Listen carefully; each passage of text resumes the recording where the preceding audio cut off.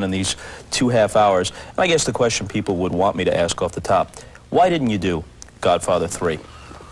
Well, I think everybody did it for money. I mean, why wait 15 years to do a sequel or whatever you call the third one? You know, and they waited that long, so obviously it must be for money, because why wait that long? So when there have been a lot of stories, and what I've told certain people, here's the real deal. This is the way it happened. If they offer somebody 5 times what they offer me, that's totally unacceptable. If they offered them 2 to 3 times more, which they didn't, that would be acceptable but not ideal, but I would accept it. But they didn't do that. If they offer 5 times, then that's unacceptable, and that's what happened. So it did boil down to economics. So Pacino was going to get 5 times more? Yes. And I felt it was, you know, why even do it? Coppola said because I didn't want to do secondary parts anymore, which is not true. And that I wanted a great big bunch of money, which is true to a point. You know, I just wanted some slice of the pie. Otherwise, why do it? Because everybody was doing it for money.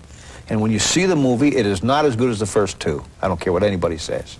It's not as good as the first 2. Did you know it wasn't going to be, or did you withhold judgment until you saw it? No, I didn't know. When I saw it, it was okay, but it wasn't as good. I mean, I thought the premise was very interesting. You know, organized crime connected with the Vatican. You know, it's a very complex and kind of sophisticated you know, premise to go from. And it interested me to a point, but then when I did see it, I just felt that for whatever reasons, I didn't think it was as good. And everybody I've talked to, except Francis, says that.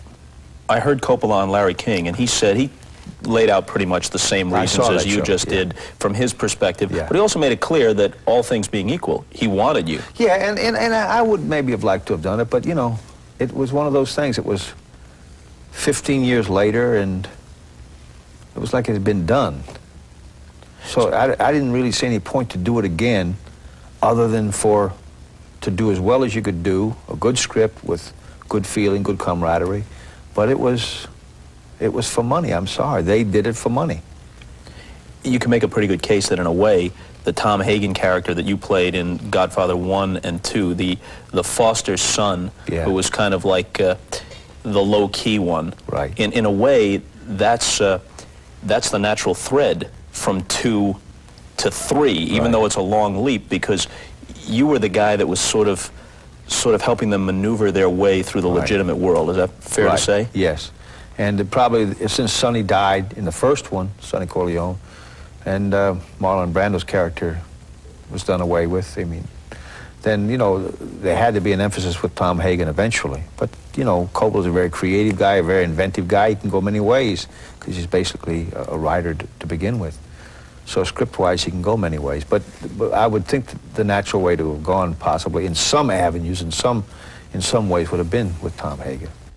Give Johnny the part in that new war film you're starting next week.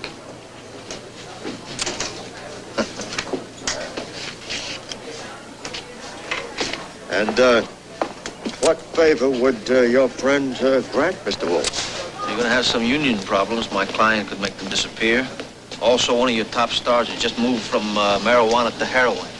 Are you trying to muscle me? Absolutely now, not. Listen to me, you smooth-talking son of a bitch. Let me lay it on the line for you and your boss, whoever he is. Johnny Fontaine will never get that movie. I don't care how many Dago, Guinea, Wop, greaseball, Goombas come out of the woodwork. I'm German-Irish. Well, let me tell you something, my Kraut Mick friend. I'm going to make so much trouble for you, you won't know what hit you. Mr. Walsh, I'm a lawyer. I have not threatened. I know almost every big lawyer in New York. Who the hell are you? I have a special practice. I handle one client. Guys like you and Pacino had your reputation still in the making when you got together to do the first Godfather. How intimidated were you by Brando? Not intimidated, but with a good, healthy respect. You know, I had worked with Brando before on The Chase and had met him. And, you know, I think many young actors in America, you know, at one time looked up to Brando, maybe still, you know, and I think that served the project. We all sat around in rehearsal up on Patsy's Restaurant on the Upper East Side, you know, up in East Harlem. And we sat as a family and ate and talked about the project. Brando was at the head of the table, you know, he was there. It was great. And I was over here, and Sonny and Jimmy, who's great to work with, Jimmy Caan and Al. And I think we deferred to him in a healthy way without being intimidated, you know, because we were coming into our own. And, you know, I think you have heroes when you're young. Mm-hmm. I was with somebody recently that said he never had a hero. He's a great horseman. He never had on the circuit, the Grand Prix rider. In his book, he said he never had a hero. And he's a great rider, but I always felt it's okay to have heroes when you're young. And as you get older and develop, maybe you don't have as many. But I think Brando was a hero to many people. Maybe good and bad, but I think he was a hero in a way. And that served the fictional as well, coming from reality. Was he as good at that point, early 70s when you did The Godfather, was he as good as you thought he would be? I think so, yeah. You've seen him do wonderful things. It's amazing to me how he can read his lines and do a performance. Ever since The Chase, he pastes his lines on somebody's forehead and puts them down here.